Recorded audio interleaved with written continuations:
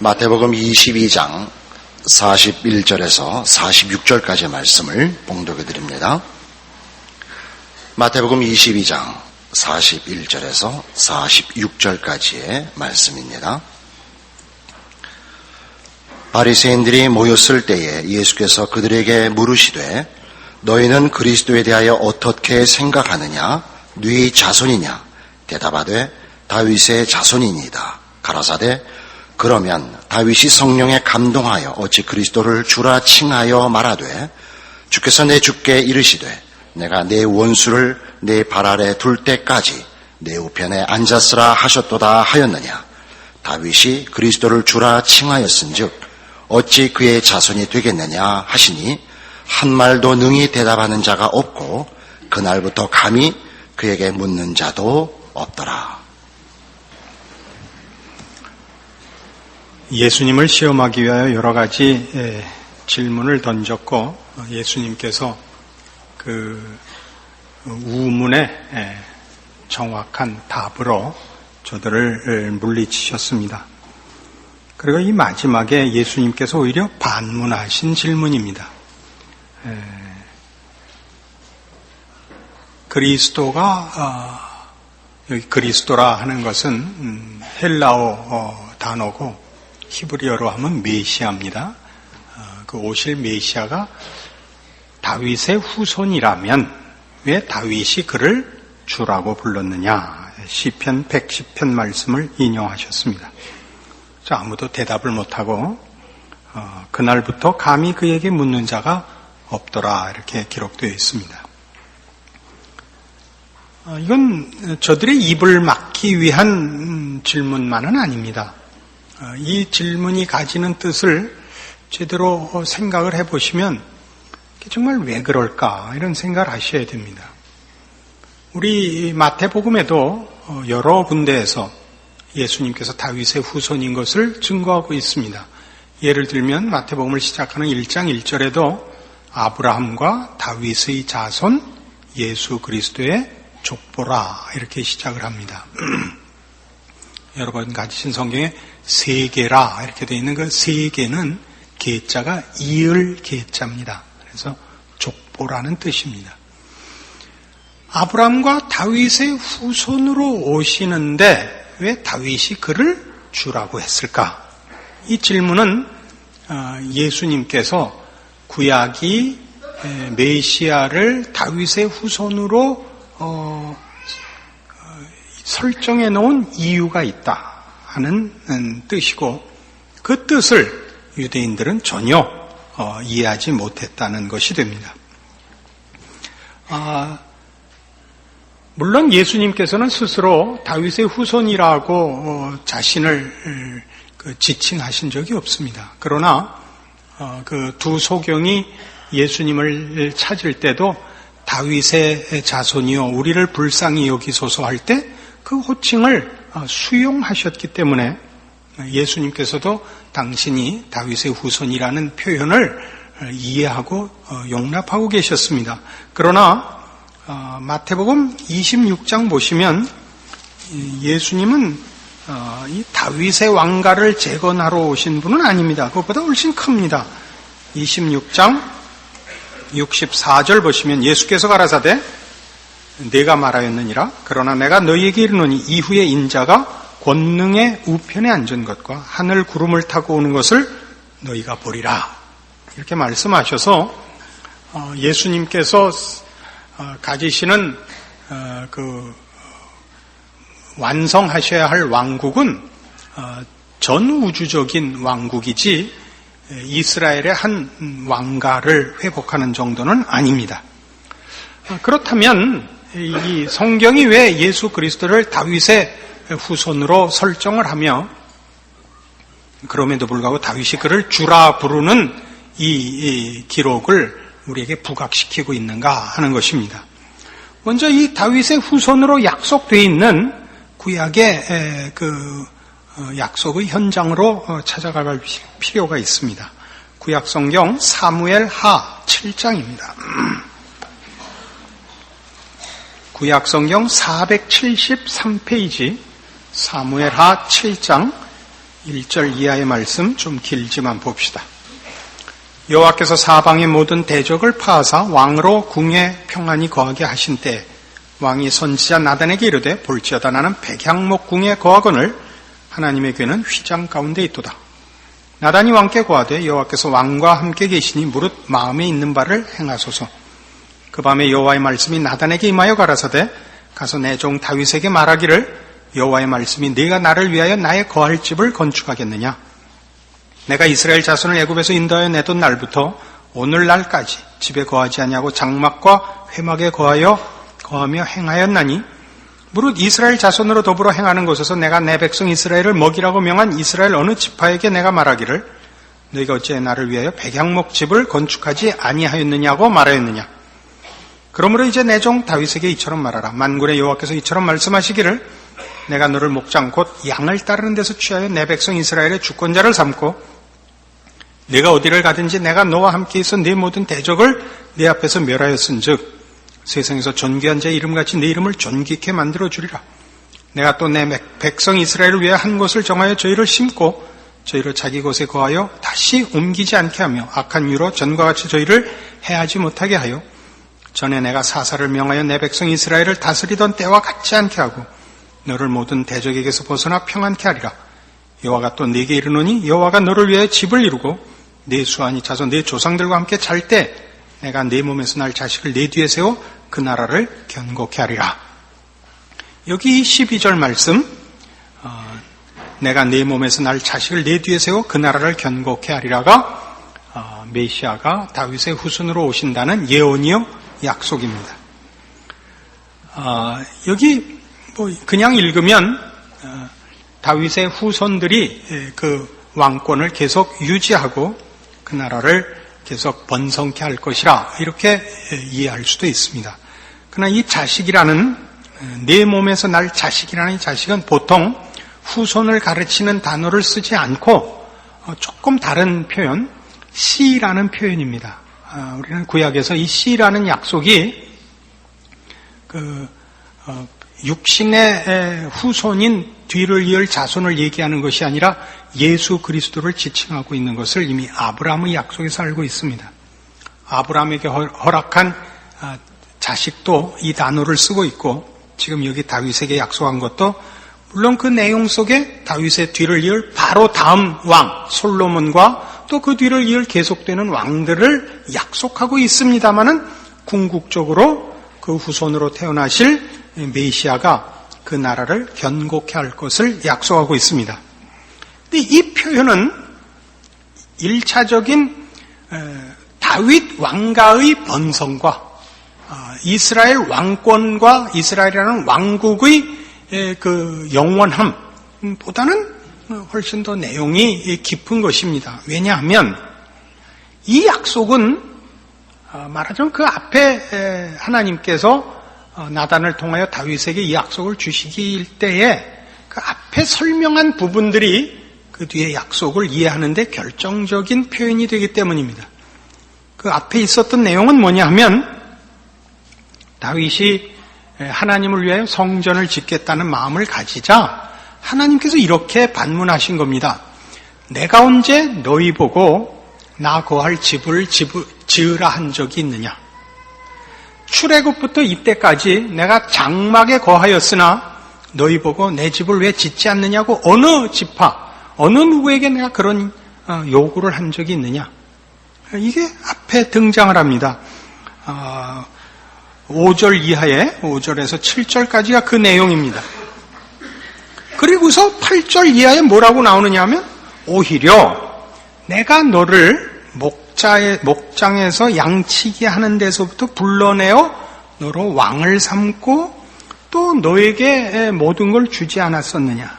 그러니까 지금 우리가 생각하려는 약속에 가기 전에 하나님께서 다윗에게 분명히 하고 우리에게 분명히 하는 건 뭐냐면 우리가 하나님을 모시는 것이 아니라 하나님이 우리에게 주신다는 얘기입니다. 우리는 하나님께 뭘 내놓을 것이 없습니다. 하나님을 위하여 우리가 할 수 있는 건 없습니다. 그렇죠? 하나님이 무엇이 부족한 것이 없으신 분입니다. 하나님으로부터만 우리의 필요한 것이 나올 뿐입니다. 우리가 하나님께 은혜를 입지 우리가 하나님께 은혜를 입힐 수는 없습니다. 분명히 줬죠? 그래 놓고 이 얘기입니다. 내가 내 자식을 세워 그 나라를 견고케 하리랍니다. 자, 이게 무슨 얘기가 되냐면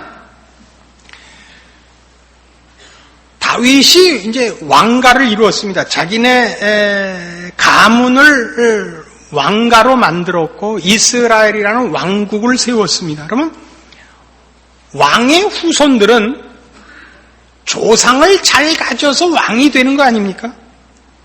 그렇죠? 그러니까 후손들이 늘 자기의 왕권과 자기의 왕국을 생각할 때마다 이 왕국을 처음 세운 조상에게 감사를 해야 옳습니다. 그래서 언제나 그 나라를 세운 초대 왕에게 모든 영광을 돌려야 되는데 지금 다윗은 거꾸로 후손으로 올 메시아를 주라고 불러야만 하는 입장에 있습니다. 왜 그럴까요? 시편 40편으로 가봅시다. 앞에 얘기가 다 아직 안 끝났습니다. 이어야 이해가 되니까 조금 의문점을 가진 채로 시편 40편으로 가봅시다.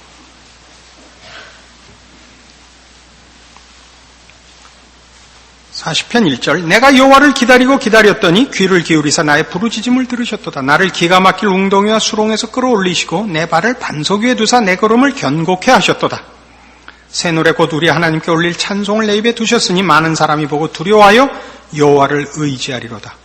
여호와를 의지하고 교만한 자와 거짓에 치우치는 자를 돌아보지 아니하는 자는 복이 있도다. 여호와 나의 하나님이여 주의 행하신 기적이 많고 우리를 향하신 주의 생각도 많도소이다. 내가 들어 말하고자 하나 주의 앞에 베풀 수도 없고 그 수를 셀 수도 없나이다. 주께서 나의 귀를 통하여 들리시기를 제사와 예물을 기뻐 아니하시며 번제와 속죄제를 요구치 아니하신다 하신지라. 그때 내가 말하기를 내가 왔나이다. 나를 가리켜 기록한 것이 두루마리 책에 있나이다. 나의 하나님이여 내가 주의 뜻 행하기를 즐기오니 주의 법이 나의 심중에 있나이다 하였나이다. 여기 나오는 7절과 8절은 히브리서에서 예수 그리스도의 초림을 의미하는 내용으로 인용하고 있습니다. 이 예수 그리스도의 등장은, 즉 메시아의 등장은 7절, 8절의 등장은 뭐와 연결되어 있느냐 하면 기가 막힐 웅덩이와 그 기가 막힐 웅덩이에서 나를 꺼내주신 하나님의 기적의 내용으로 등장을 하고 있습니다. 내가 기가 막힐 웅덩이에 빠졌고 수렁에서 나올 수가 없었는데 하나님이 나를 꺼내셨습니다. 어떻게 꺼냈느냐? 여기 주의 법을 행하시며 기뻐하시는 메시아로 인하여 나를 꺼냈습니다입니다. 그 얘기를 어떻게 이어가고 있느냐 하면 5절 여호와 나의 하나님의 주의 행하신 기적이 많고 우리를 향하신 주의 생각도 많도소이다. 내가 들어 말하고자 하나 주의 앞에 베풀 수도 없고 그 수를 셀 수도 없나이다. 주께서 나의 귀를 통하여 들리시기를 제사와 예물을 기뻐 아니하시며 번제와 속죄제를 요구치 아니하신다 하고 메시아가 등장을 합니다. 하나님께서 우리에게 원하는 것은 제사가 아닙니다. 하나님은 번제와 속죄제를 요구하지 않습니다. 하나님은 우리에게 메시아를 보내셨습니다. 이렇게 이어지고 있습니다. 조금 더 이해를 돕기 위해서 하나 더 갑시다. 51편. 지금 어리벙벙 하셔야 제대로 쫓아오고 있는 겁니다. 지금 벌써 알았어 하면 전혀 모르고 있는 겁니다. 시편 51편 1절 하나님이여 주의 인자를 쫓아 나를 긍휼히 여기시며 주의 많은 자비를 쫓아 내 죄과를 도말하소서. 나의 죄악을 말갛게 씻기시며 나의 죄를 깨끗이 제하소서. 대저 나는 내 죄과를 아오니 내 죄가 항상 내 앞에 있나이다. 내가 주께만 범죄하여 주의 목전에 악을 행하여 싸우니 주께서 말씀하실 때 의로우시다 하고 판단하실 때 순전하시다 하리이다. 내가 죄악 중에 출생하였으며 모친이 죄 중에 나를 잉태하였나이다. 16절 주는 제사를 즐겨 아니하시나니 그렇지 않으면 내가 드렸을 것이라. 주는 번제를 기뻐 아니하시나이다. 하나님의 구하시는 제사는 상한 심령이라. 하나님이여 상하고 통회하는 마음을 주께서 멸시치 아니하시리이다. 이 유명한 회개의 시는 그 51편 그 제목에 있는 바와 같이 다윗의 시 영장으로 한 노래, 다윗이 밧세바와 동침한 후 선지자 나단이 저에게 온 때에 한 회개의 시입니다. 그의 회개의 내용은 저가 죄 중에 출생한 본성과 뿌리가 악한 죄인이라는 것과 그래서 하나님 앞에 우리가 뭘 자랑할 것을 꺼내놓을 수 없다는 사실의 확인과 그러나 하나님께서는 우리에게 우리의 무슨 선한 것을 꺼내놓으라 하시지 않고 상한 심령을 받으신다는 확인으로 이어지고 있습니다. 조금 더 사건을 구체적으로 추적합시다. 사무엘하 5장입니다.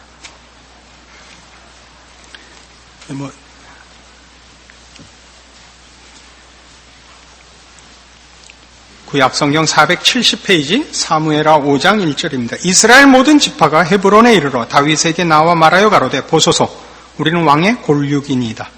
전일 곧 사울이 우리의 왕이 되었을 때에도 이스라엘을 거느려 출입하게 한 자는 왕이시었고 여호와께서도 왕에게 말씀하시기를 내가 내 백성 이스라엘의 목자가 되며 이스라엘의 주권자가 되리라 하셨나이다 하니라.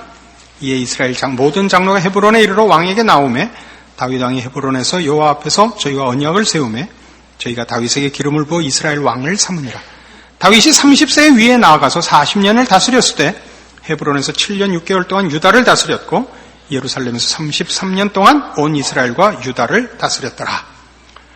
잘 아시는 대로 다윗은 양치는 목자였고 초대왕 이스라엘의 첫 왕인 사울이 하나님께 불순종함으로 하나님이 사울 왕을 패하시고 다윗을 왕으로 삼았습니다. 그러나 사울이 아직 그 왕권을 유지하고 있었고 다윗은 쳐들어왔던 블레셋의 골리앗 장군을 물리치고 나라를 구한 영웅이지만 사울에게 쫓겨 블레셋으로 도망가는 지경까지 이릅니다. 그가 왕이 된 것을 유다 지파만 인정을 했고 나머지 지파는 따르지 않았는데 결국 나중에 사울이 죽고 온 이스라엘이 나와 다윗을 왕으로 이제 세웁니다. 그래서 이 사무엘 하에서 5장에서부터 이어서 이제 어떻게 블레셋을 물리치고 언약궤를 모셔오고 또 아까 우리 7장에서 본 바와 같이 하나님 앞에 하나님을 제대로 섬기려는 진심을 고하는 일과 또 주변 나라들을 다 이제 복속시키는 기록들이 쭉 이어져 옵니다.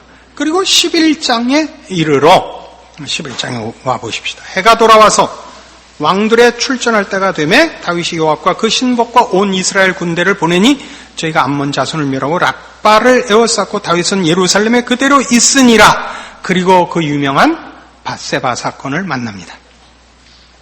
그래서 이제 범죄했는데 본인이 모릅니다. 12장에 이르면 선지자 나단이 와서 꾸짖습니다. 그가 꾸짖은 내용을 봅시다. 12장 1절 여호와께서 나단을 다윗에게 보내시니 와서 저에게 이르되 한 성에 두 사람이 있는데 하나는 부하고 하나는 가난하니 그 부한 자는 양과 소가 심이 많으나 가난한 자는 아무것도 없고 자기가 사서 기르는 작은 암양 새끼 하나뿐이라. 그 암양 새끼는 저와 저의 자식과 함께해서 자라며 저의 먹는 것을 먹으며 저의 잔에서 마시며 저의 품에 누움으로 저에게는 딸처럼 되었거늘 어떤 행인이 그 부자에게 오며 부자가 자기의 양과 소를 아껴 자기에게 온 행인을 위하여 잡지 아니하고 가난한 사람의 양 새끼를 빼앗아다가 자기에게 온 사람을 위하여 잡았나이다. 다윗이 그 사람을 크게 노하여 나단에게 이르되 여호와의 사심을 가리켜 맹세하노니 이 일을 행한 자는 마땅히 죽을 자라. 저가 불쌍히 여기지 않고 이 일을 행하였으니 그 양 새끼를 4배나 갚아주어야 하리라. 나단이 다윗에게 이르되 당신이 그 사람이라. 거기다 밑줄을 그어놓으세요. 당신이 그 사람이라. 이 사건을 통해서 다윗이 그 아까 본 시편 51편에 기록된 회개의 시를 쓰는 것입니다. 그가 깨우친 건 뭐냐면 자기가 죄를 지으면서 모르더라는 사실입니다. 더 놀라운 것은 그 죄가 본인의 본성이더라는 사실입니다. 죄를 짓는 것은 사람에게 있어서는 본성이요, 취미요, 유일하게 잘하는 특기입니다. 죄는 일부러 애를 쓰지 않아도 우리는 쉽게 지읍니다. 우리는 외국어를 배울 때 맨 처음 욕부터 배우고 험한 것부터 배웁니다. 그게 인간입니다. 그래서 아까 시편 51편에서 보는 바와 같이 죄악 중에 출생했습니다. 그건 죄의 요소로 본인이 만들어져 있단 말입니다. 이것을 다윗이 깨닫습니다. 그리고 우리가 하나님 앞에 내놓을 것이 없습니다. 선한 것이 없고 의로운 것이 없습니다를 깨닫고 우리가 하나님을 모시고 살 수 없다는 것, 하나님 앞에 설 수 없다는 것을 깨닫습니다. 이게 기가 막힐 웅덩이입니다. 어떻게 하면 좋단 말인가? 그때 하나님 앞에 깨우친 것이 뭐냐? 하나님께서 우리를 위하여 속죄양, 메시아를 준비하셨다는 사실입니다. 그래서 그가 계속 표현하는 것이 하나님은 번제를 기뻐하지 않습니다. 하나님은 제사를 원치 않습니다. 하나님은 상한 심령을 원합니다. 이걸 깨우치는 겁니다. 그러면 지금 다윗이 왕국을 세우고 그가 그 왕국의 다스리는 주인인데 다윗이 깨우치는 건 뭐냐면 이 하나님이 허락한 이 나라, 하나님이 요구하시는 이 나라를 다스리는 자가 죄악 중에 출생되어 있고 죄의 요소로 만들어져 있는데 어떻게 이 나라를 제대로 지키며 다스릴 수 있겠느냐 이겁니다.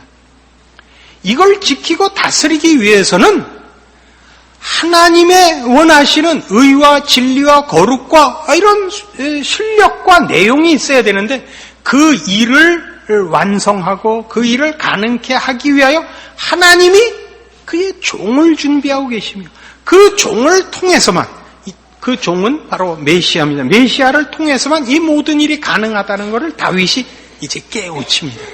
그래서 다윗은 자기의 후손으로 오지만 그 후손이 다윗이 세운 왕권과 영광을 혜택받는 후손이 아니라 이 속빈 강정 같은 이 무너질 수밖에 없는 왕국을 진정한 내용으로 채우고 영원한 가치로 완성할 그 메시아를 기다리는 차원에서 자신의 실력과 내용을 알고 있고 이 유일한 해답인 메시아를 주인이라고 표현할 수밖에 없는 것입니다. 자기가 시대적으로 먼저 태어났지만 앞선 자가 후손에게 무엇을 혜택을 주는 자가 아니요 이 오실 메시아를 통해서만 우리의 모든 것이 가치 있어지고 의미 있어지고 하나님 앞에 인정받을 수 있다는 걸 아는 차원에서 그의 후손은 우리가 아는 세상의 위계 질서에 앞서고 뒤서고가 아닌 유일한 해결책이요, 유일한 구세주요, 유일한 희망이요, 유일한 답으로서 그의 주인이신 겁니다. 이게 다윗이 하는 얘기요, 예수님께서 묻는 질문의 핵심입니다. 왜 다윗이 자기 후손으로 오는 자기 후손에게 주라고 했겠느냐? 그러니까 다윗이 가진 게 뭐냐? 다윗이 이룬 게 뭐냐? 아무것도 없다 이거죠. 메시아를 통해서만 진정한 가치와 영원한 소망이 가능하다 이거죠. 그러나 지금 유대인들은 뭘 기대하고 있죠? 다윗의 왕권과 다윗의 왕국으로서의 위엄, 그때 이스라엘의 자랑을 회복하자는 것이고 메시아는 이걸 회복하러 오는 후손이라고 믿고 있는 겁니다. 저들의 기대와 저들의 무슨 우월감과 이런 모든 것은 궁극적으로 메시아를 통해서 어디라면 다윗의 영광으로 가자는 겁니다. 그러니까 메시아가 무엇을 하러 오는지, 자기네가 무엇이 비어있고 메시아가 왜 필요한지 모르죠. 그러니까 이 메시아랑 싸우죠 자꾸. 그건 오늘날에도 동일합니다. 우리 신자들이 가지는 바 신앙의 갈등은 뭐냐면 유대인들이 다윗의 왕국을 재현하고 싶은 것 같이 이 헛된 세상의 영화와 세상의 자랑을 채우기 위하여 메시아에게 요구하는 것입니다. 뭘 요구하고 있나 보세요, 여러분. 여러분 자식 잘 되라는 거, 여러분 건강하자는 거, 세상에서 세상이 제시하는 가치들과 내용들로 채워진 왕국을 완성하기 위해 메시아를 요청하고 있지. 메시아를 불러 이 죄로 조성된 인간이 아닌 거룩하고 영원하고 하나님께서 인정하는 것으로 채워지는 인간을 요구하며 그런 인생을 요구하며 그런 영원한 약속에 여러분을 맡기기 위하여 메시아를 요구하고 있지 않단 말이죠. 이게 오늘날 문제인 것입니다. 이 모든 이 논쟁을 잠재운 이 질문의 가치가 여기 있습니다. 너희가 원하는 것이 참다운 하나님의 백성으로서의 요구가 맞냐? 이 질문에 아무도 답을 할 수가 없는 것입니다. 저들은 가장 세상적이고 세속적이고 자기중심적이고 의와 진리에 대하여 하나님의 거룩에 대하여 아무 관심이 없고 결국은 자기 욕심을 채우자는 것 외에 아무런 더 이상의 생각이 없는 가장 못난, 가장 속된 그런 생각 속에 있는 자들이 지금 여기 등장하는 유대인들이었고 지금 오늘날 우리이기도 하고 그렇습니다.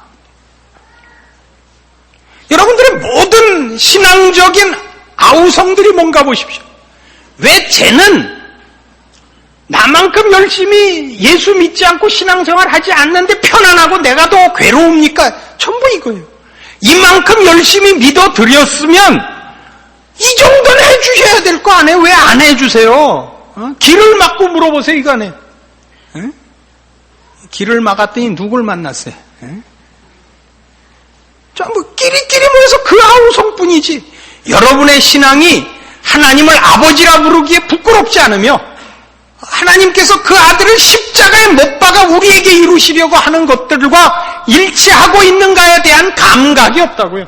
거기에 대해서 아무도 슬퍼하지도 괴로워하지도 안타까워하지도 않아요. 인간의 참된 가치를 찾으라고요. 하나님이 그의 형상으로 만든 자녀들, 그 아들을 보내서 회복하시려는 그 궁극적인 하나님의 목표와 일치하는 사람, 그리 가시라고요. 그것이 참다운 신자의 자랑이요 보상인 것입니다. 인간이 인간다운 것보다 더 큰 보상은 없습니다. 사람이 얼마나 참다운 하나님의 형상을 입은 사람다우냐 하는 싸움에 늘 전 신경을 쏟아야 되는 것입니다. 그런 거 안 하죠. 그러니까 한국교회 신자들만 좀 크게 나가봅시다. 한국교회 신자들은 가장 이기적이고 가장 경쟁적이고 가장 심판적입니다. 따뜻하지 않으며 아량이 없으며 거룩하지 않습니다. 성공과 능력을 앞세우고 지고 양보하고 남에게 유익을 끼치는 섬기며 희생하는 것들에 대해서는 전혀 관심이 없습니다. 그 누구네 집이라고 얘기는 안 하겠습니다만 우리 교육자 집안에도 그 애가 한없이 착한 애가 있어요. 늘 맞고 와요. 집에서 연습을 시켜요. 눈을 똑바로 뜨고 덤벼 해서 안 되면 아무거나 손에 잡히는 대로 패. 뒷일은 아빠가 다 책임질게. 이래갖고 되겠어요? 에? 이름을 밝혀서 쫓아낼까요? 어떻게 하면 좋아요? 왜 이렇게 됐어요? 우린 세상에 지고 있는 거예요. 에? 왜 예수를 믿는 자가 세상의 원리에 왜 지고 있죠? 말이 돼요? 에? 빛과 어두움의 싸움에서 빛을 막는 어두움이란 건 없습니다. 어두움은 빛이 들어오면 물러나게 되어 있습니다. 근데 이상하게 요즘 빛은 어두움하고 싸우면 져요. 이런 거지 같은 빛을 보셨어요? 받침이 지으신가 보죠, 요새는? 심지가 하나 떨어졌나? 옛날엔 다 빛이었는데 요새는 빚인가 보죠? 여러분 자신의 신앙을 점검하세요. 여러분의 신앙 고백이 갖는 기대와 약속과 책임을 생각하세요. 예수 그리스도로 말미암아 내가 어디로 인도함을 받고 무엇이 달라져야 되고 무엇을 채우고 무엇은 안에서부터 파내야 되는가 점검하시고 참다운 신자의 자리로 가십시오. 하나님이 인정하시고 여러분 스스로가 알게 됩니다. 참다운 신앙의 경지에 들어가는 기쁨이라는 것은 남들이 알지 못합니다. 스스로가 압니다. 그래서 우리 하나님께서 그의 형상을 따라 만든 인간의 인간됨됨이의 자랑이 무엇인지 여러분 스스로 경험하셔서 참다운 신자의 책임을 지키고 승리하시고 그래서 여러분을 통하여 하나님이 영광을 받으시는 존재와 인생이 되십시오. 기도하십시다. 하나님 아버지의 은혜를 감사합니다. 하나님께서 우리에게 모든 것을 주셨는데 가장 큰 것은 하나님을 아버지라 부르게 하신 하나님의 형상으로 지은 바 된 인간의 영광입니다. 우리를 위하여 그 아들을 아끼지 아니하실 만큼 우리를 사랑하셨고 우리를 높이 세우셨습니다. 다시는 죄로 돌아가 더러움과 누추함과 그 형편없는 자리에 가서 눕지 않기로 말씀을 근거하여 작정하게 하시고 힘을 다하여 이 믿음을 지켜 하나님의 자녀의 영광을 드러내어 우리를 지으신 하나님, 우리를 사랑하신 하나님의 영광을 증거하며 우리의 존재와 삶도 하나님의 자녀라는 이름에 걸맞는 승리와 자랑으로 가리라 결심하고 실천하고 충성하고 인내하여 승리하는 우리의 인생이 되게 하여 주시옵소서. 예수님 이름으로 기도합니다. 아멘.